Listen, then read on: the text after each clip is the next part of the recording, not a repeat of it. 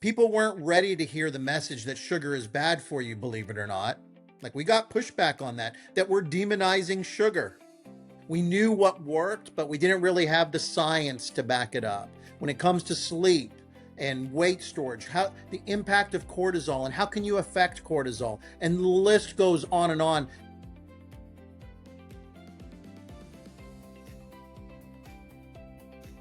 Hello and welcome to A Swift View on Health. My name is Wally Goma and I'm here with my business partner, Scott Shane Vogel. We're excited about our session today as we talk a little bit about essential benefits. Hey, Scott, what in your mind is the most essential benefit that we have as part of our health plans? If someone was to ask me that question 5 years ago, I probably would have told them your health plan. Like if you don't have health insurance, you're not competing. But if you asked other people, they might say your retirement plan, maybe life insurance is most important to them. Maybe there's a child care policy that they really wanted. Like we've got all these different benefits that to each of us may have a different value out there in the marketplace. But if you ask me now, Wally, my thought is that most of the benefits that we have with employers today are benefits designed to, I would say, react to certain life situations and help us out when things go wrong, or maybe to prepare for us for a future. And, as I think about that concept of things going wrong or preparing for a future, it strikes me that maybe it would be more important to me if I had a benefit that helped me prevent things from going wrong and make sure that my future was as positive and opportunistic as it possibly could be, that I could really enjoy. That's, a great setup, but like let's double click down on that. So like what kinds of things would fit into that essential benefit category that you're describing? If you think about it, for most of the benefits that we have, our health insurance, if I am taking care of myself, my need for health insurance and those kind of problems, that may arise seems to go down quite a bit. And even all my other, benefits that I have, particularly around retirement or disability or whatever that may be as well. Like once again, like when I'm healthy, those are much less likely to be important to me.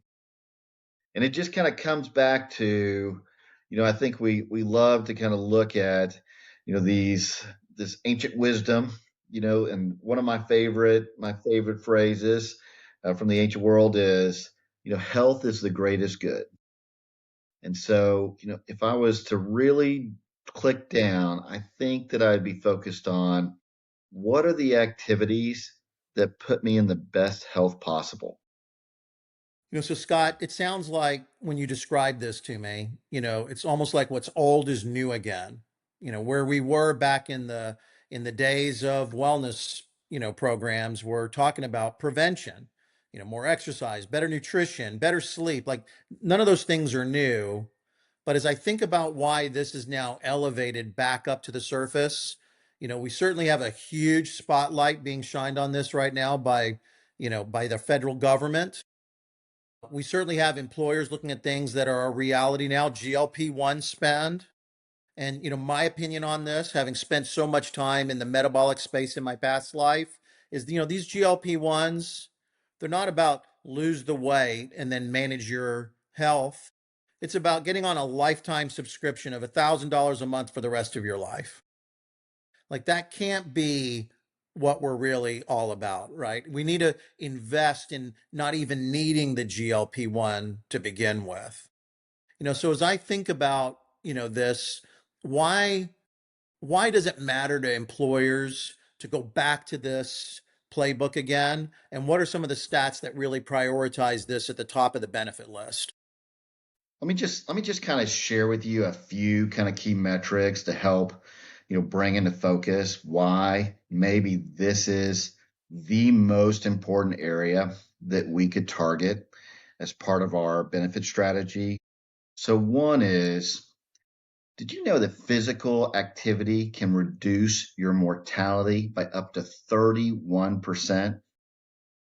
Like if we as a population were more active, we would reduce overall deaths by over 3 million people. Like just crazy. And you know this better than anyone with your history with metabolic syndrome, but the over 40% of all adults in the US are now obese. The leading cause of chronic disease. And on top of that, more than 35% of adults, and this is basically the working population, don't get at least 7 hours of sleep a night. So if you think about that and you cross that with the fact that 90% of the $4.5 trillion we spend in the US on healthcare a year is due to chronic disease, and 60% of us have at least one chronic disease, 40% have two or more, three activities, sleep, nutrition, activity, like they are the number one causes for those chronic diseases. Obesity, diabetes, hypertension, heart disease, stroke, and then depression and most of your mental health is all tied up in these daily life choices and behaviors. So, Scott, slowing the production of disease in America has like been my passion my whole career. We've always said that the greatest good of any health plan is to connect patients with not only the best providers, but the best programs that can extend the quantity and quality of people's lives. Like that's what this is all about. I think the challenge has been that when I go back and think over the last 3 decades of all the investments our industry has made in the areas of chronic condition management and wellness, I think we look back on that and say, hey, we did some good, but did it move the needle enough? Obesity rates have continued to increase. We've seen chronic condition rates continue to worsen. So why are we back to this now? And what should employers really take out of this discussion?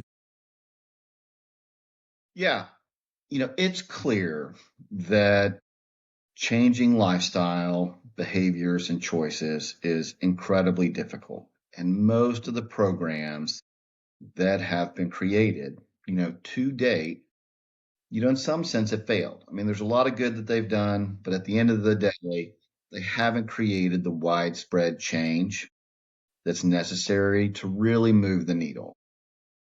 But does that make the underlying thesis wrong? Absolutely not. We as employers have to recognize that if we're ever going to get control of our healthcare costs, we actually have to change our underlying health.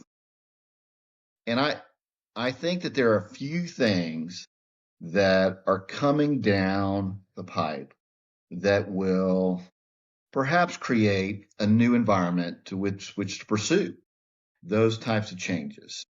So one is, between new tools, new access to information, the cost barrier for understanding good nutrition, participating in activity, understanding how to get better sleep, like all these tools and aids to help each of us is incredibly more affordable than it's ever been before. And I think that affordability is a big deal. Like, why do we eat poor food? It costs less. Why do we not work out? Well, I got to drive and, pay for a gym membership and all this kind of fun stuff. It's expensive, and why do I sleep less? Well, I'm working all the time and I'm stressed about sleep and I'm trying to fit in all my other life activities on top of that. And so Between those different challenges, like we have a real opportunity to reimagine, like if we could give people the tools, what could they do with that? And on top of that, I think for employers, there's going to need to be a realization that we may have to re-architect how we work and how we support those at work. Meaning that, if your daily work schedule does not include one healthy meal, 30 to 60 minutes of exercise, and then enough time with which to fit in life and get sleep, like we're likely not going to be able to create a healthy workforce. Now, all the different policies that would have to go into place to make that happen, like I don't know that we're here to define that today, but I think we can say that we've got to move in that direction, because if we don't, the failures that we've experienced, the runaway costs that we're currently trying to solve, I'm not sure that there's anything else that we could do to actually get ahead of those. So, Wally, you have spent your entire career trying to influence population health, trying to get people to change their behaviors, to achieve different health outcomes. With all that experience and knowing what you know now, what would you do differently to really help us turn this corner? So Scott, this is personal to me, not only because of, my life's work in the industry, but, I lost half my body weight, in the early 2000s, and I'm a lottery ticket winner. Like I'm the exception of so many people that have struggled, with things like nutrition and physical activity and sleep. What is that about? But now as I reflect on where we are, I mean, there's been a number of advances that if we would have had some of these advances back then and understandings, like we would sprint towards making this an essential benefit that ultimately will improve the medical plan performance and our life insurance performance and our disability insurance performance. So I think about new understandings in the metabolic space of what we should have been doing all along. Like when we initially started down this path 2 decades ago, people weren't ready to hear the message that sugar is bad for you, believe it or not. Like we got pushback on that we're demonizing sugar. We knew what worked, but we didn't really have the science to back it up. When it comes to sleep and weight storage, how the impact of cortisol and how can you affect cortisol, and the list goes on, and not to mention the smartwatch that gives us all kinds of biometric measurements around things like not just physical activity, but sleep.